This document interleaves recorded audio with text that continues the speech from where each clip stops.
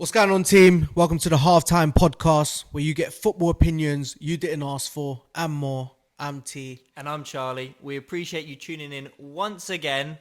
Please do like, subscribe, hit the notification bell. It helps us more than you can believe. And we'd love to hear from you, so comment down below.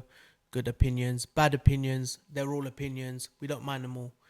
Bring it on. But without further ado, let's get into it.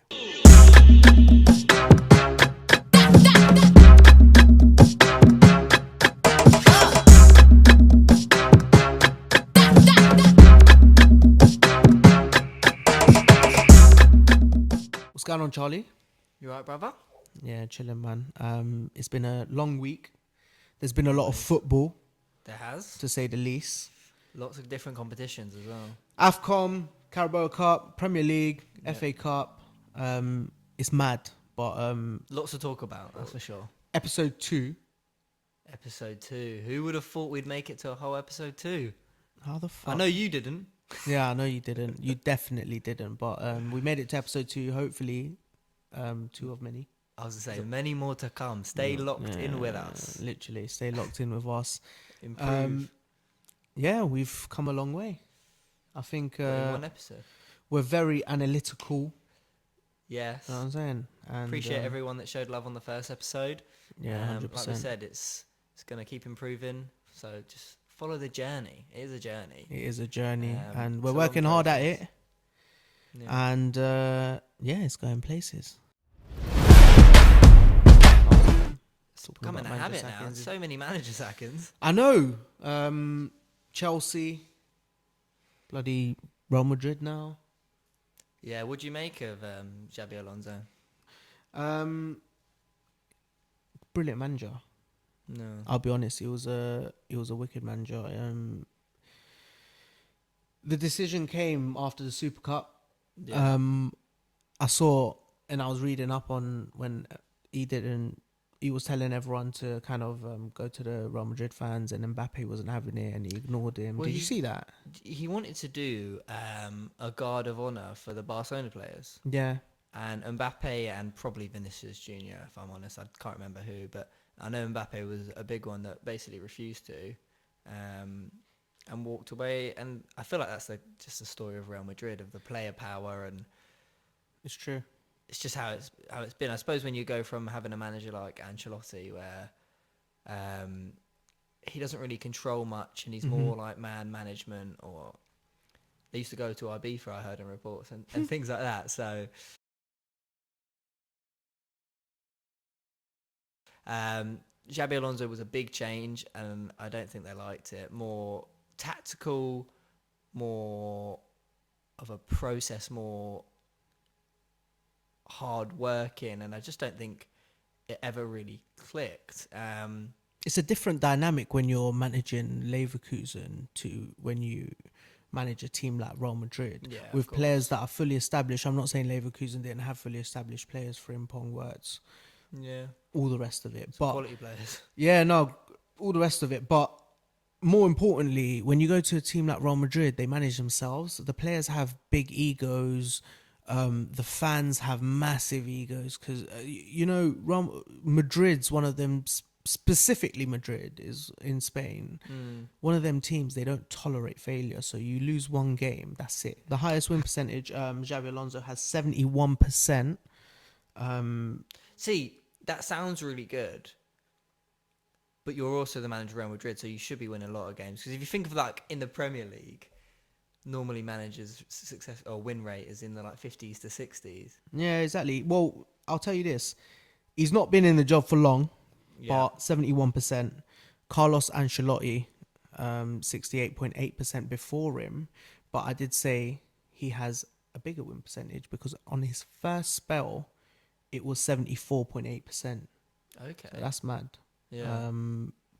However, in the last 10 years, Xabi Alonso has the highest win percentage at 71%. To get sacked, it just shows the standards of Real Madrid, what they expect of you, what Perez expects of you.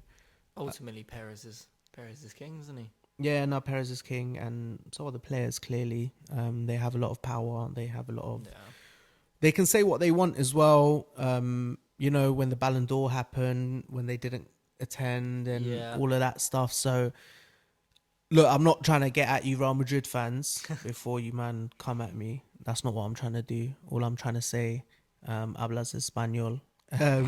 Didn't realise you were bilingual. Do you know what I'm saying? But all I'm trying to say is peace. Like, calm down. You tore Gareth Bale a new one. Like, just Quick question. go on.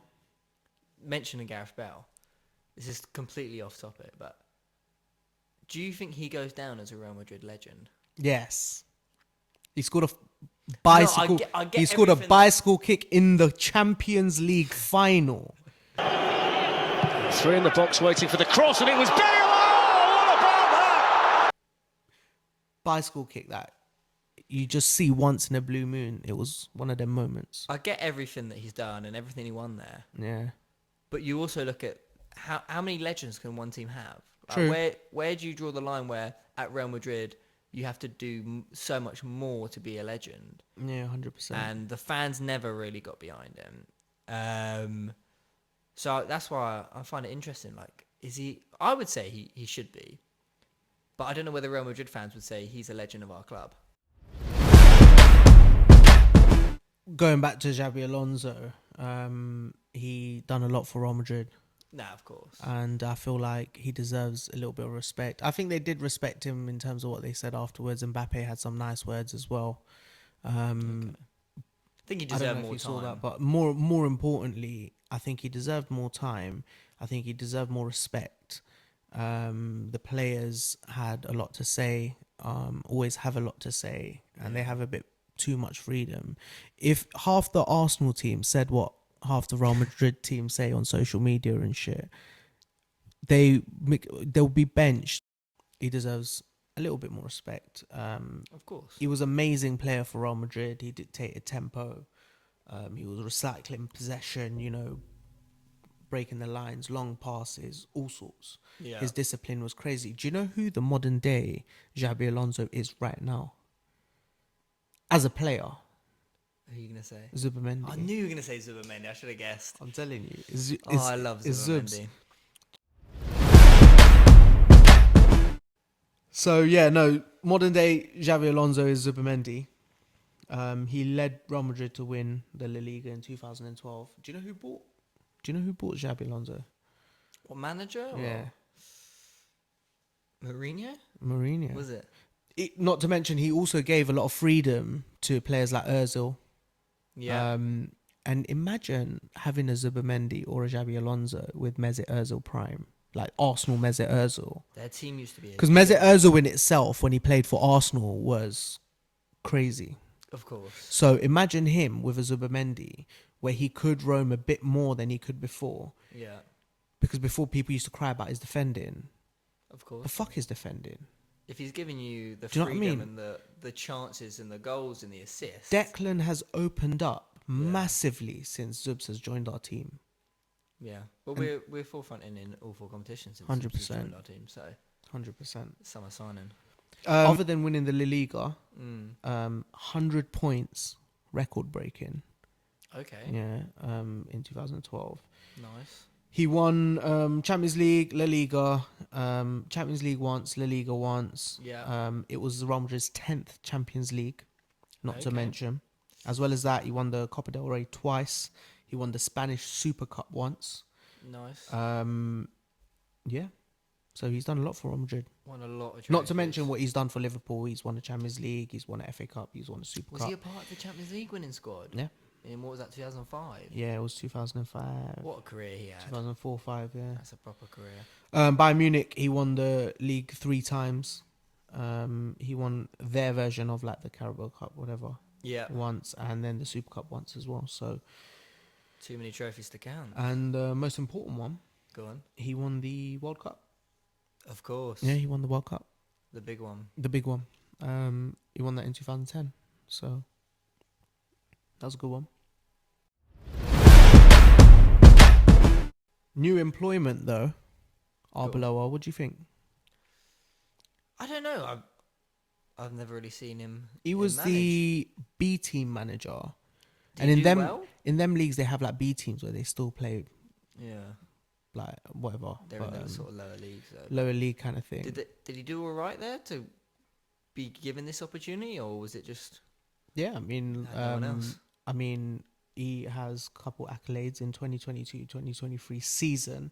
Arbeloa guided the juvenile team to the treble. Imagine that, to the treble. Winning their league, Copa del Rey tournament, and the Champions Cup title, Nice. which is sick. Yeah. I mean, only time will tell. Only time will tell. But yeah, no, good luck to Arbeloa. Well, obviously, speaking about Arbeloa, did you see his first game in charge? Yeah, he lost. It was a difficult one to take. Yeah. Obviously conceded right at the death to lose to a team in the second division, 17th in the second division, let's say. Yeah. So not the greatest of starts, and that's why I said earlier that Real Madrid could be on to not win a single trophy for the second year running. Because, like you said, they're second. I know they're only 4 points behind as it is now, but I'll be honest, I see that growing. I think Barcelona are much better than them. And I don't see them winning the Champions League. So they're the only two trophies they can win. And they need defenders. I honestly think they need defenders. Their defense is horrific. Yeah. I think it's just they've hung on to players like Rudiger, Alaba, all them How Alaba sort of still players. playing? I don't know. But they need William Saliba. You're not getting him. Keep trying. Yeah, they should just go in for Mark Gay. I'll be honest, that'll be a quality. They got Howson, which we all know about, but he's not enough. They need someone like Gay. They need better fullbacks. Who are their fullbacks? You can't remember their fullbacks since they fucking got Correa's, Carvajal. the left back. Do you know what I'm saying? So Their right back, I don't even know who their right back is, which tells you everything you need to know. Coming from days of like Marcelo. Marcelo, He was such a baller. he was disgusting. And this is gonna sound very controversial, but I prefer Barcelona. And I'm not just saying that because they won. Since I was young, I prefer Barcelona. Yeah. Messi was my guy. Neymar was my guy. Even players like Suarez, even players like That's disgusting. Iniesta, Xavi, Piqué, Puyol, Dani Alves. I could name players on players on players. I almost named the whole Victor Valdez. Victor Valdez. It's mental, bro. Like their team, and they've had some shocking players as well. Like they signed a Aubameyang for no reason. That's when they've got this money trouble at the moment, haven't they? Yeah. So the bunch of signings they made. They signed that striker like Braithwaite or something. They made Ousmane Dembele, but Braithwaite. They've even signed some random players. It's mental. And do you know who's a really good player for Barcelona? I know this is off but Kabasi. Yeah. What a centre back. Their academy, La Masia, Oh, is mental. unreal. Yeah, They unreal. just keep producing better and better players. Gavi. Pedri and Gavi. Ridiculous. Joke of a midfield, them alone, with Frankie Yeah. de Jong in it. I know he didn't come from the academy, but just No, it is a bit of a joke. they just produce so many players. So on to some transfer news. There's been a big one recently. I hate to say it, Tottenham Hotspur, the Spurs, Yeah, Conor Gallagher. waste. I don't know what you make of the transfer. I don't really get it. He was obviously, or the two clubs that were mainly in for him was Aston Villa and Tottenham. Yeah, I think he made such a better pick for Aston Villa. Just their style of football. he wasn't Tottenham really getting the are- game time, was he? But I know because their midfield's unreal. But Tottenham's our midfielder crying out for a progressor, someone who pass forward, and that's not Conor Gallagher. Yeah. So I don't really know. And look, maybe I'm wrong, but I don't really know what he adds to Tottenham that they necessarily don't already have. He adds some legs, some energy. I think it's based. I don't think he does that well. I think Brennan Johnson was a shocking decision. Kudus is injured. You could have had him there. Madison's injured, so I would kind of counter that and say I actually understand that. Because if Madison's injured and he's in the Raw free every other day, so if he's injured, you need Conor Gallagher to fill in. But he's not the same player. He's not an attacking midfielder. And then like they that. complain about injuries. And they probably needed the money, but they don't really because, you know, they've made some decently big signings. Well, speaking of Conor Gallagher, that took them to, since I think it's 2020, to about a 970 million spend. There on you go. players. So they spend But money. Listen to this though. In that time, Arsenal spent 940 million. Fucking hell. So we spent less than them, and look at the difference to Arsenal. They finished 17th last season. They're currently 14th. It's mental. Do you know what I mean? Bottom half of the table. And the thing is, with Arsenal, we might have spent the same money, but the quality of players that come to us Exactly my point. and come to them completely It different. shows the difference in the football clubs at the moment. 100%. That we're able. I think we're just a bit smarter right now, and obviously we've got more of a pull. That's natural with where we are in the league and the trajectory that we've been going on compared to Tottenham. Yeah. So we've definitely got more of a pull, but I just think we've been a lot smarter. I think Tottenham have been a bit wasteful with some of their signings. Rumours have it that he could have ended up at Villa. Yeah. Only because they wanted him on loan. Spurs wanted to buy him on a permanent deal. He decided Spurs, which I understand in a player's perspective, there's more long-term stability. There's more of a commitment shown to him there. And money as well. You don't know your future if you're going out on loan, and you feel like at his age as well, you're a little bit unstable going out on loan at that age. And it's a good deal. What is it, a 4.5 year deal? Yeah. Whatever it is, it's a good deal. Pep Guardiola's in a position where Nathan Ake's injured, Gvardiol's injured. Yeah, Gvardiol's out for the rest of the season. Do you know what I'm He broke saying? his leg Ruben Diaz is injured. for a while. So They're long-term injuries. they definitely need him. And I think they will. It's you Man think City. he They have the goes? money. It's not because of a lack of money. Yeah. I can tell you that much. So I think 100%. I think they'll get him. You think he goes? I think he'll go Man City. If I was to put money on it, I wouldn't put a lot of money on it, but if I was to put money on it, probably City. So, Newcastle versus Man City. Yeah. What did you think about that one? I thought it was a good game. I thought It was. Newcastle, first half, lots and lots of chances. I don't know how Visser hasn't got himself a couple goals in that game. He had a sitter at the beginning. How is he? He was onside. How he put that over, I don't know. Yeah, mental. Then they start the second half. Again, Newcastle, Guimaraes hits the post. Mm-hmm. After a Visser header that Trafford did quite well to it not loop in. And then City do what all good teams do. City scored. It was a tap-in, but it was a well-worked goal to get it there. Semenyo, again, proving the difference. He looks like a great signing so far. Amazing signing. Obviously, he had the ball in the net again. Controversial VAR decision with that one. I think it should have stood, but... I think it should have stood. Especially for the fact that it took them 5 minutes or something on VAR to look at it, to then gauge.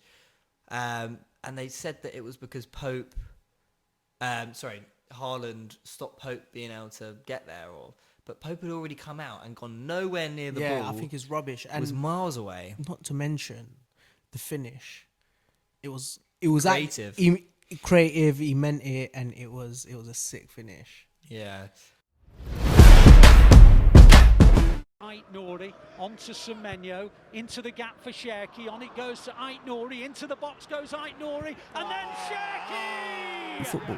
The fact that Man City got him for 30 million, Ridiculous. and also the fact that no one else went in for him. Yeah, literally, no one else went in for him. He's a gem. Liverpool paid 100 million plus for Verts. Proper gem, yeah, proper gem. Yeah. And Liverpool would have been better off with him. You think? With Cherki, yeah. Oh, well, yeah, over Verts, yes. 1,000,000%. Chelsea, Arsenal. The very Yes. next day. I mean, as a neutral, from a neutral's point of view, great game to watch. What a game. I think Arsenal... In Arsenal perspective, we completely outplayed them. mate, I was shitting myself there. Do you know what? Before the game, if you offered me a draw, I would have taken it. But we started quick. Obviously, Ben White with a header from the corner. Mm-hmm. very similar. VAR looked at it for about 8 seconds, but I don't see what the difference between that one and the Man City one the night before was. Just saying, I think they both should have been a goal. I don't think either are obstructing a player from being able to block it. In the Arsenal case, Mark Gui is holding Gyökeres, but he's not even looking at the ball. Not at all. So if Gyökeres isn't there, or they're both on side, he's still not looking at the ball, so it doesn't really matter. I think they both should be goals. But yeah, I think Arsenal completely outplayed Chelsea. I think it was men beat boys out there, I'll be honest. And then we go 2-0 up. Yeah. Gyökeres, I think he had one of his best games in an Arsenal shirt. Well, you got man of the match. Goal and an assist. Obviously, with that type of goal, you have to be at the right place at the right time, which he was. Obviously, he was a bit frustrated that Saka didn't play it across the box first. But Saka cuts back, then plays it to Ben White, who plays it. Robert Sanchez had a stinker in this game. 2 hands on it to let it slip through, and then Gyökeres was there just to force it in, really. And at that point, we're in a commanding place. Right after half-time, we've gone 2-0 up. You're thinking, let's get another. Let's completely kill this tie off. Mm-hmm. But no. Then they bring on Garnacho, and I laughed when they brought Garnacho on. I thought, he's shit anyway, so it doesn't really matter. Mm-hmm. Of course, he scores. About 5 minutes later or so. Then Chelsea have a little bit of a period where they're on top. A little bit of a fight back. And then Zubs. I mean, what a goal. Disgusting. Past 2 players. Yeah, the body feint, just to then curl it into ridiculous. Sanchez had no chance. He had no chance. It was a brilliant goal. I was shitting myself because 2-1. Chelsea were on top at that point as well. Then 3-1, then 3-2. But at 3-1, we again, 2-goal lead again. We're dominant. We had a couple chances. Marino had a big chance that Sanchez got a toe to. You're thinking 4-1 kills the game. Even 3-1 is tied down, I think. When it was 3-1, I was pretty confident that we were going to win. And then when they came back 3-2, I thought there's no momentum. Again. They're not going to score. And then Garnacho again, Yeah, Garnacho scores again. Again, 2 decent finishes. Good player, though. Turns out to be a good sub. But yeah, it obviously finished 3-2. I still think that there's no way that Chelsea beat us at the Emirates. And that's what they need to do. So I still think we're in the final. But you don't want to underestimate anyone. And did you see at the end of the game, obviously, it kicked off a little bit. Enzo Fernandez, Zub's just laughing in his face. Yeah, he grabbed his face and said something in his ear. I can't remember what he said, but it looked like it was getting a bit heated. It looked like it was kind of controlled within Zub's the space of Zub's was just a short space of time. It just shows also the lack of control and the discipline issue at Chelsea. Yeah. Think about how many red cards they've had this season. They could almost build an 11. But I think something was said between them and they got into a bit of a beef. It was mad still. I don't know. Who knows? We need some lip readers out. If any of you are lip readers, let us know. Yeah, but they were speaking Spanish. If any of you are Spanish lip readers, let us know. Let us know in the comments what happened between Enzo Fernandez and Zubimendi. We really need to know. Yeah, AFCOM is live. It's come to the end. It's the final. We started our podcast, episode 1. Just before the semi-finals. Just before the semi-finals. And so we didn't get to cover AFCOM, so we thought we won't cover it. But it's the final now, so we thought we'll cover it a little bit. The quarterfinals were interesting. Mali versus Senegal, who are now in the final, 1-0.